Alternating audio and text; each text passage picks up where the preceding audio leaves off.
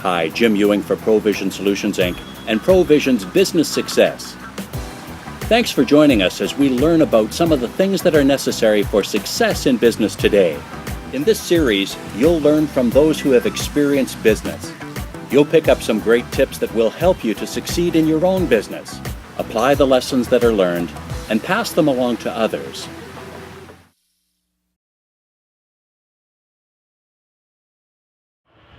My name is Jacqueline Jacek and I'm with JACEK Chocolate Couture based in Sherwood Park. And like fashion, we run a fine chocolate business on a fashion business model. I've always loved business. I've always been an entrepreneur. I actually had my first business when I was 11 years old. And so for me, it's kind of been a journey of figuring out who I wanted to be when I grew up. And I was lucky to find that at a young age. I wanted to combine my two passions or my two loves, which is fashion and chocolate. So I developed the concept of fashionable chocolate. I call myself a Cocoanista, which is a fusion of chocolatier and fashionista. I started the business 5 years ago from my basement, and we're now producing in a 2,100 square foot facility, and we have 2 retail locations. What does business success mean to you? I always joke that if Ellen DeGeneres ever says JACEK Chocolate, that will be like, sell the farm, I've made it, and that is success. But I joke, it's really about the journey. It's sort of finding success in the small things, the small victories, and celebrating them. And as we grow, we're learning that the successes are bigger and bigger. What are the top things that contribute to success in business? I think the thing that contributes most to success in business are people. Those that believe in you, surrounding yourself with supporters, and the people you choose to hire based on attitude versus skill. I think that's sort of the biggest reasons for success. What are some of the words of wisdom that you'd pass on to others? I think it's really about understanding why you're starting a business. If it's only for financial reward, really think about how you can really bring yourself to be more motivated and more passionate about it.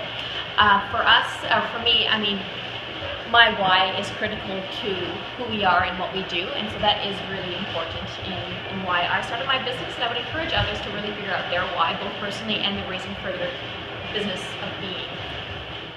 Of course, numbers play a really big role, so really speak with your accountant, understand your vision and what this should look like.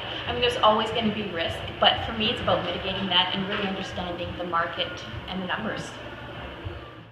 I would say my words of wisdom is pretty simple, and it's probably a little bit cliche, but love what you do and you'll never work a day in your life. What about facing competition? Well, I think the first thing would be defining what competition is. To me, competition is not other fine chocolatiers. I think the more we grow the market and educate consumers on fine chocolate, the better off we all are. So to me, competitors, in terms of a definition, would be somebody who's fighting for the same dollar, which would be other type of gift items, or other people, or poor quality chocolate. So in terms of identifying those, first part, like I said, is identifying what really is your competition. And then for me, it would be just looking at the market. I think the SWOT analysis is always a really strong tool. I think that looking at what other people are doing in other markets is really interesting. It's not direct competition, but I think it really offers an idea of benchmark of where people are at. So those would be some of the first steps I would take. How do you improve cash flow? So cash flow is one of those really interesting things in a seasonal business like mine. We celebrate holidays. We have to build a lot of inventory before the holiday happens. So it's kind of been critical to our success. So we watch it. We know that when, our bank is a little bit fuller than it usually is, we know that that's going to decrease. So we are very careful with cash flow, and we do, build out a cash flow model and make sure that we have cash at all times. What about managing inventory? So inventory is one of those things that we still struggle with. So that's actually one of our focuses in 2015 is better understanding how to manage inventory through systems. So 2015 for us is a year of consolidation in terms of all of our processes before we grow again. I think that my whole goal is to build a strong platform for growth and really taking a sidestep in growth this year, just so we can grow more effectively in future years. How can you maximize profitability? Maximizing profitability, of course, is a big component of our consolidation in 2015 of processes, because I know there's ways we can be more efficient to reduce waste and just to be better at what we do in terms of efficiency. So that is something we are really focused on and increasing that. And of course, in food, there isn't a whole lot of profit margin, so doing the best we can in managing it. How do you find and retain great staff? Finding and retaining staff is one of the most critical parts of a business. As I mentioned before, people are the fundamental key to JACEK success, in my opinion. And we hire here based on attitude versus skill or training. We can train the skill of being a chocolatier or serving customers, but having a joyful attitude is absolutely fundamental to the way we look at who we hire. And so it's been a journey, and we do trials with every new person that we hire to make sure that it's a good fit for both people. It's got to be a mutually beneficial agreement. How can you improve the working relationships in your environment? I think by finding a group of people that all have joy, you've got a common denominator there, and the culture will flourish from that. So we find people that are not necessarily similar, but have the same attitude of, they roll up their sleeves, they get it done. It's very much a team dynamic.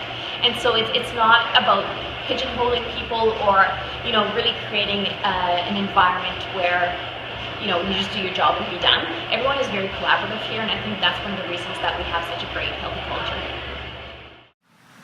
How do you master technology?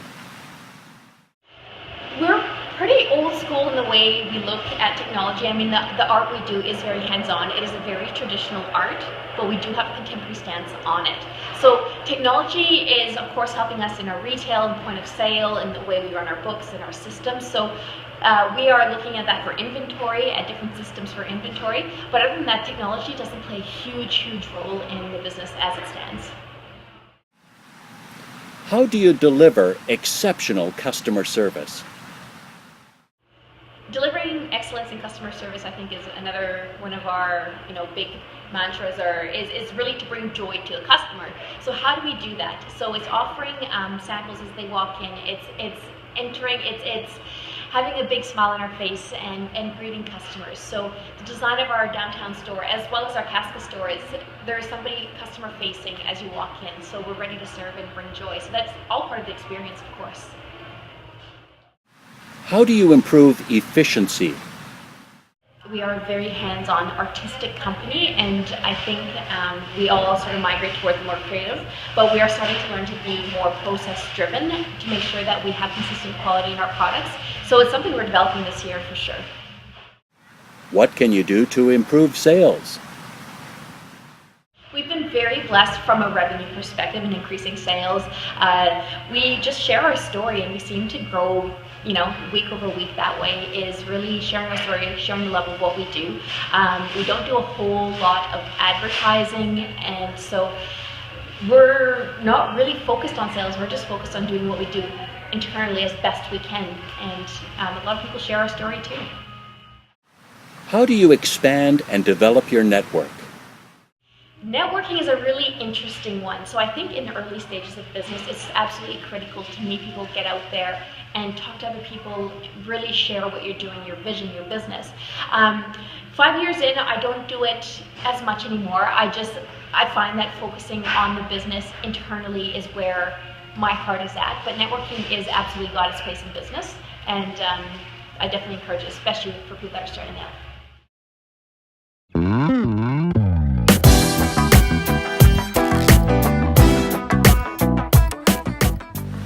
If you have questions about business success or other things to move forward with your organization, drop us a note and we'll get back to you with information to help you move forward.